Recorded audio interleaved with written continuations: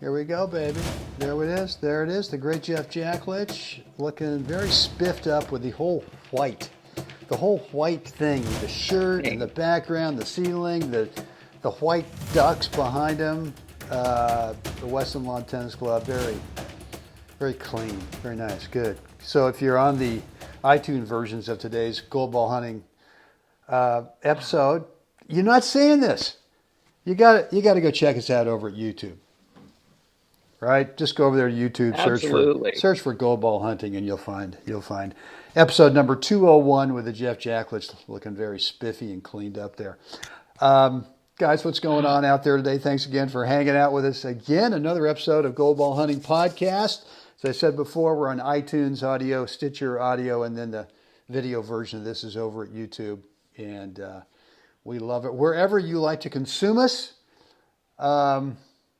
terrific. Thank you for doing that. And look, if you're at iTunes, hey, could you please rate and review this podcast? Really help us get a bigger search out there to tennis players in need of some reality checks.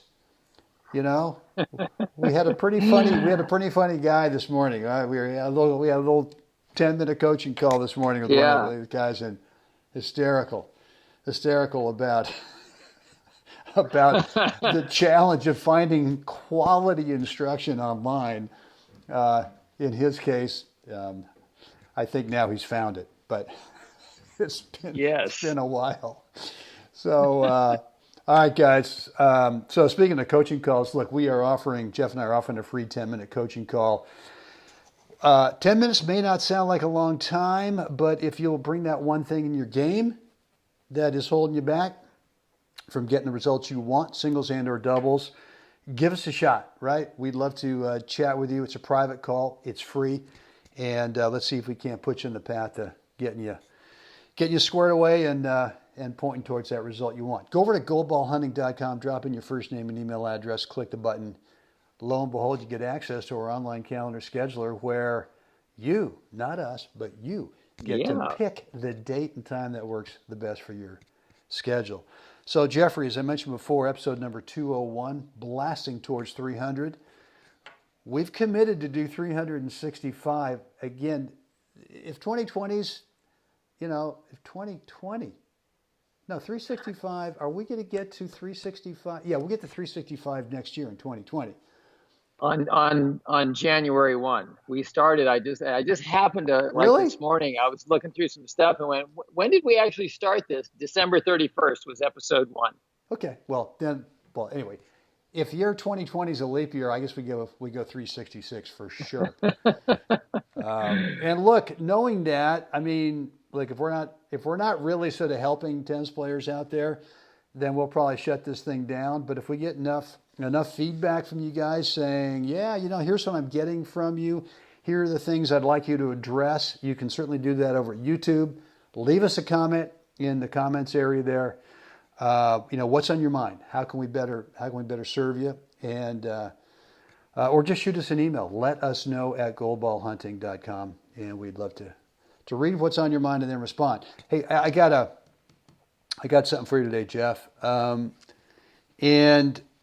I think we talked about this before about, to me, like when I go out and practice, I'm thinking more now about what habit do I want to continue to build, or what new habit do I want to build? And some of it is like the whole peaking thing, right? Where we have a tendency, especially during crunch time in matches, to kind of get a slice backhand and just start looking out at the landscape before we make contact, peeking, P-E-E-K-I-N-G, which kind of screws up all the good stroke technique that you might bring to that shot.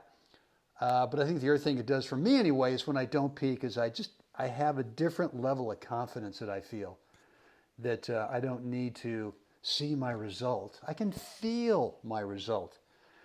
So what do you do when you go out and I won't even say practice, when you go out and play a match, whether it's singles or doubles, in the warm-up, is there some habit that you're trying to make sure that you that you maintain, that you're not out there just kind of, hey dudes, what's going on, and chatting away and not moving your feet and just kind of flipping the ball back around? Right. Is there some specific thing that you always do in a warm up as a continuation of a habit building effort?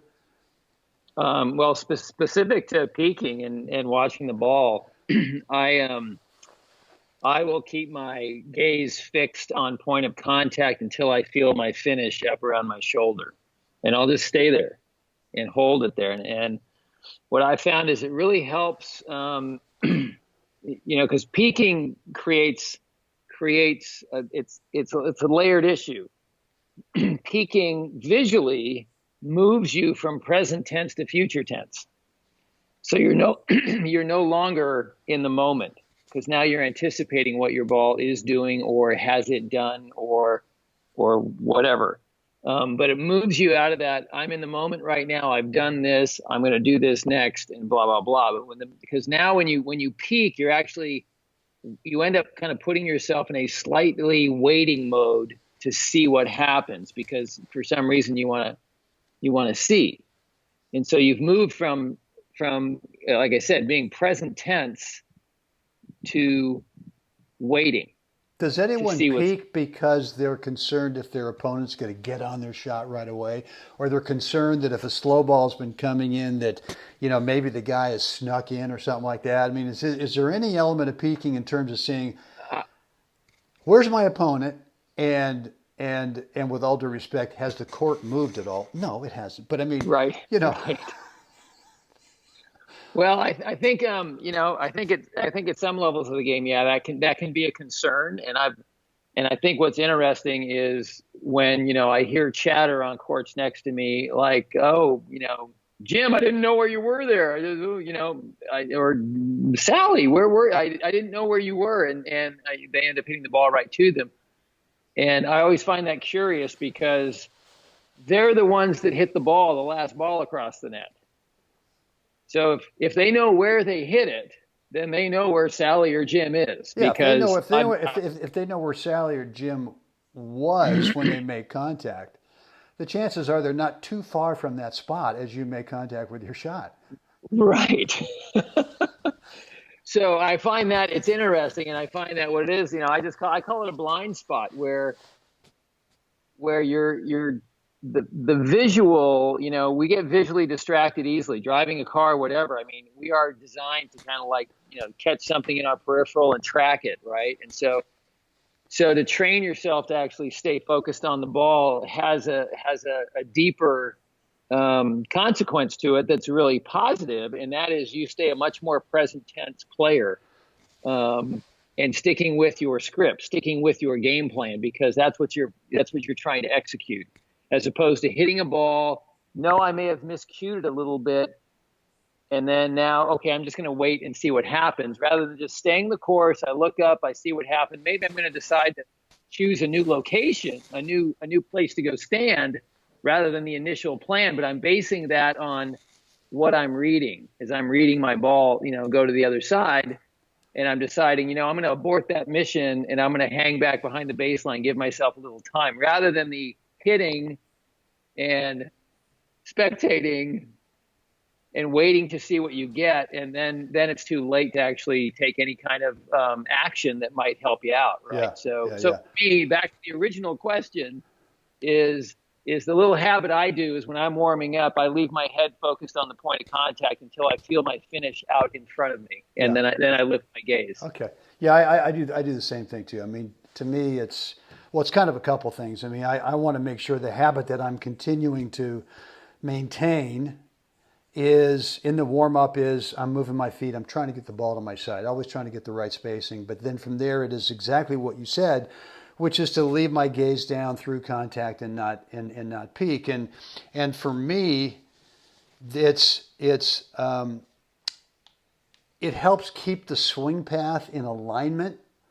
So there's a physical component to it as well, right? There's a stroke technique physical component that if you start to pick your eyes up while your head picks up, it could be just a few degrees in terms of changing of swing path, but that is definitely enough to